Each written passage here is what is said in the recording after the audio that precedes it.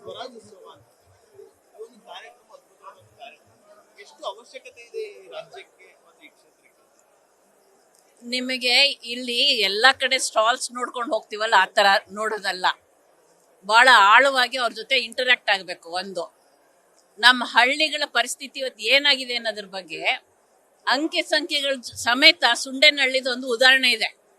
ನಾವು ಯಾವ್ಯಾವ್ದಕ್ಕೆ ಗೊಬ್ಬರದಿಂದ ಹಿಡಿದು ಚಿನ್ನದವರೆಗೂ ರೈತರು ಯಾವ್ದಾದಕ್ಕೆ ಎಷ್ಟೆಷ್ಟು ಖರ್ಚು ಮಾಡ್ತೀವಿ ಅನ್ನೋದ್ರ ಬಗ್ಗೆ, ಮತ್ ನಮ್ಮೆಲ್ಲ ಖರ್ಚು ಕಳೆದು ಉತ್ಪಾದನಾ ವೆಚ್ಚನೂ ಕಳೆದ್ರ ಮೇಲೆ ಎಷ್ಟು ಉಳಿಯುತ್ತೆ ಅಂತ ನೋಡಿದಾಗ ಅಲ್ಲಿ 4 ಕೋಟಿ ಒಂದ್ ಕಡೆ 3 ಕೋಟಿ ವ್ಯತ್ಯಾಸ ಬರುತ್ತೆ. ಅಂದ್ರೆ ಎಷ್ಟು ಲಕ್ಷ ಪ್ರತಿ ವರ್ಷ ನಾವು ಸಾಲಕ್ಕೆ ಸಿಗಾಕೋತಾ ಇದೀವಿ ಅಂತ.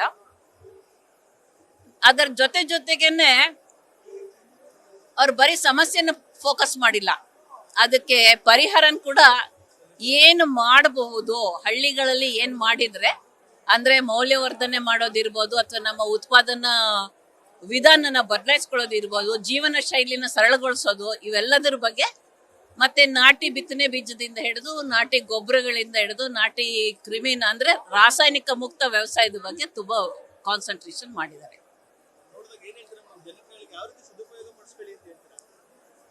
ಬಹುಶಃ ನಾವಿಲ್ಲಿ ಬಂದವ್ರು ಪ್ರತಿಯೊಬ್ರು ಇದನ್ನ ರೈತರು ಇದ್ರಲ್ಲಿ ಎಷ್ಟಾಗುತ್ತೋ ಅಷ್ಟನ್ನ ಅಳವಡಿಸ್ಕೊಳ್ಳೋದು ಒಂದು ಬದುಕು ಕೊಡುತ್ತೆ. ಇದು ಸಾಮೂಹಿಕವಾಗಿ ಮಾಡಿದಾಗ ಒಳ್ಳೆ ರಿಸಲ್ಟ್ ಸಿಗುತ್ತೆ. ಒಂದು ಗ್ರಾಮದಲ್ಲಿ 10 ಜನ ಮಾಡಿದ್ರೆ ಅದನ್ನ 100 ಜನ ನೋಡೋ ತರ ಮಾಡ್ಕೊಂಡು ಹೋಗೋದು ಸೂಕ್ತ. ಮತ್ತೆ ಮಾಡಿದರೆ ಇಲ್ಲಿ ಸೀಯಿಂಗ್ ಇಸ್ ಬಿಲೀವಿಂಗ್ ಅಂತಾರಲ್ಲ, ಹಾಗೆ ಏನ್ ನಡೆದಿದೆ, ಏನ್ ಮಾಡಿದರೆ ಅದನ್ನ ಸಾಂಕೇತಿಕವಾಗಿ ತೋರಿಸ್ತಾ ಇದೀವಿ ಅಷ್ಟೇ. ಇಲ್ಲಿ ನೋಡ್ತಿದೀವಿ, ಆದ್ರೆ ಇನ್ನೂ ಹೆಚ್ಚಿನ ಸಂಖ್ಯೆಯಲ್ಲಿ ಬರ್ಬೇಕು. ನಾವು ಮಾರ್ನಿಂಗ್ಗೆ ಬಂದಿರೋದ್ರೆ ಕಡಿಮೆ ಇದೆ, ಬರ್ಬೇಕು. ನಾವ್ ಏನಪ್ಪಾ ಅಂದ್ರೆ ಇಲ್ಲಿ ತುಂಬಾನೇ ಚೆನ್ನಾಗಿದೆ. ನಾವು ಒಬ್ರಿಬ್ರಲ್ಲ 10 ಜನ ಈ ತರ ಗುಂಪು ಮಾಡ್ಕೊಂಡು ನಾವು 10 ಜನ ಗುಂಪು ಮಾಡ್ಕೊಂಡು ಮಾಡಿ 100 ಜನ ಕೆಲಸ ಕೊಡ್ಬೇಕು. ಅವಾಗ ಕೊಟ್ಟಾಗ ಏನಾಗುತ್ತೆ ಹೇಳಿ, ಉದ್ಯೋಗ ಸಮಸ್ಯೆ ಬರಲ್ಲ. ಉದ್ಯೋಗ ಸಮಸ್ಯೆ ಬರಬಾರ್ದು ಅನ್ನೋ ನಿಟ್ಟಿನಲ್ಲೇ ಇದನ್ನ ಇಟ್ಕೊಂಡಿರೋದ್ರಿಂದ ಹೆಚ್ಚಿನದಾಗಿ ಮಹಿಳೆಯರು ಮನೇಲಿ ಇರ್ತೀವಲ್ಲ ನೋಡಿ, ಅಂತವ್ರಿಗೆ ತುಂಬಾನೇ ಉಪಯೋಗ ಆಗುತ್ತೆ. ಅದನ್ನೆಲ್ಲ ಬಳಸ್ಕೊಳ್ಳಿ. ಇನ್ನು ಸಂಜೆವರೆಗೆ ಟೈಮ್ ಇದೆ, ಬನ್ನಿ ಅಂತ ಈ ಮೂಲಕ ಕೇಳ್ಕೊತೀನಿ. ನಾನು ಅನಿತಾ ಅಂತ, ಕ್ಯಾತ್ನಳ್ಳಿ ಗ್ರಾಮ ಪಂಚಾಯತಿ ಸದಸ್ಯೆ. ರಾಗಿ ಇಷ್ಟು ತರ ಐತೆ ಅಂತ ಸರ್ ನನಗೆ ಗೊತ್ತಿರ್ಲಿಲ್ಲ. ಬಟ್ ಇವಾಗ ಇಷ್ಟು ತರ ರಾಗಿ ಇದೆ ಅನ್ನೋದು ಇಲ್ಲಿ ಬಂದ್ಮೇಲೆ ಗೊತ್ತಾಗಿದ್ದು. ಆಮೇಲೆ ಭತ್ತದ ಗದ್ದೆಯಲ್ಲಿ ಬಟ್ ಬೇರೆ ತರ ಎಲ್ಲ ಮಾಡ್ಬೋದು ಅಂತ ಗೊತ್ತಿಲ್ಲ. ಬರೀ ಭತ್ತದ ಗದ್ದೆ ರೈತರ ಕುಟುಂಬದಲ್ಲೇ ಹುಟ್ಟಿ ಬಟ್ ರಾಗಿ ಬಗ್ಗೆನೂ ಗೊತ್ತಿರ್ಲಿಲ್ಲ. ಭತ್ತದ ಗದ್ದೆಯಲ್ಲಿ ಬರೀ ಭತ್ತ ಮಾತ್ರ ಬೆಳಿಬಹುದು ಅಂತ ಅನ್ಕೊಂಡಿದ್ವಿ. ಬಟ್ ಇಲ್ಲಿ ಬಂದ್ಮೇಲೆ ಭತ್ತದ ಗದ್ದೆಲೇನು ಬೇರೆ ತರ ಎಲ್ಲ ಮಾಡ್ಬೋದು ಅನ್ನೋದು ಸರ್ ಗೊತ್ತಾಯ್ತು. ಇದೊಂದು ಮಹಿಳೆಯರಿಗೆ ಅನುಕೂಲ ಆಗೋಂಗೆ ಏನಿಲ್ಲ ಸರ್. ಅವ್ರ ಬಗ್ಗೆ ಹೇಳೋದಂಥದ್ದು ಏನು ಇಲ್ವೇ ಇಲ್ಲ. ಬಟ್